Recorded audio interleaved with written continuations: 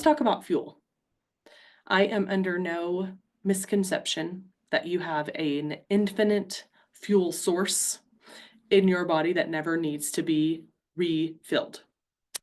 And an acknowledgement of that, you are wired like that, your partner's wired like that, your colleagues are wired like that, everybody is.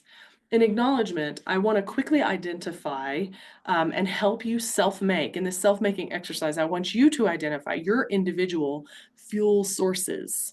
There are really three categories that you could classify a fuel source. Clean fuel is number one. That is behavior that is aligned with core values. That is opportunities to pour into yourself, a self-making retreat, the boot camp, group coaching, date nights with your partner, quality time with your children, professional retreats, things like that. Like, this is the clean fuel that provides for you motivation, energy, and excitement about moving forward, progress in your life. Clean fuel is great, but it is not always readily available. The one truth about life is that it is going to kick you in the teeth, right? And if you are a working mother, you already know that. There is no working mom that hasn't had her life turned upside down by someone else's sickness or a work deadline or something and ran out of clean fuel right in the middle of it. Right? You don't get to go to a girls' night with your friends. You don't get to go to date night. You don't get to go to yoga. And all of a sudden you're like, oh no, what will I do? Well, that's when you implement fuel source number two, dirty fuel. So dirty fuel, while not as, attractive in its description, it also fuels you. It doesn't burn as clean or as long, so be prepared for that.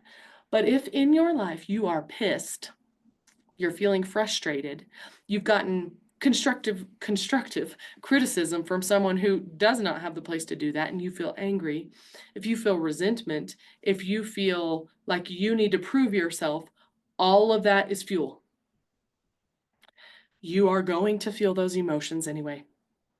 You're going to spend brain space thinking about the comment that your colleague made last week about your ability to be successful. And if you are already going to spend brain cells on that, why not use it as fuel? Why not say, watch this, watch me be successful. I'm going to sit at that President's Club table with you next year, and you're going to rue the day that you said that about me. You're going to feel it anyway, so you might as well use it. Dirty fuel is fuel too. The last one, and my most exciting revelation in the last few years of my life, I'm a lone wolf, so this one is a toughie for me, is alternative fuel. And that is fuel provided by the trusted advisors that you've allowed into your life. One of the paths to building self-made confidence is to identify trusted advisors in your life that will help you and give you the gift of high expectations, right? So this is your partner, your colleagues, best friends, family members, things like that. And occasionally, when your clean and dirty fuel runs out, you might need alternative fuel. You might need to call that bestie and say, oh my God, help me.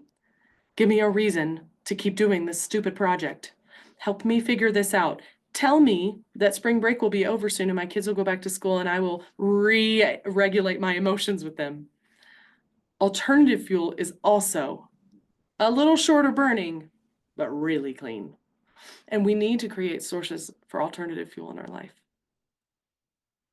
So if you think through the options that you have for fuel, in this self-making exercise, I want you to identify what are your clean fuel sources and what are your dirty ones and what are your alternative ones.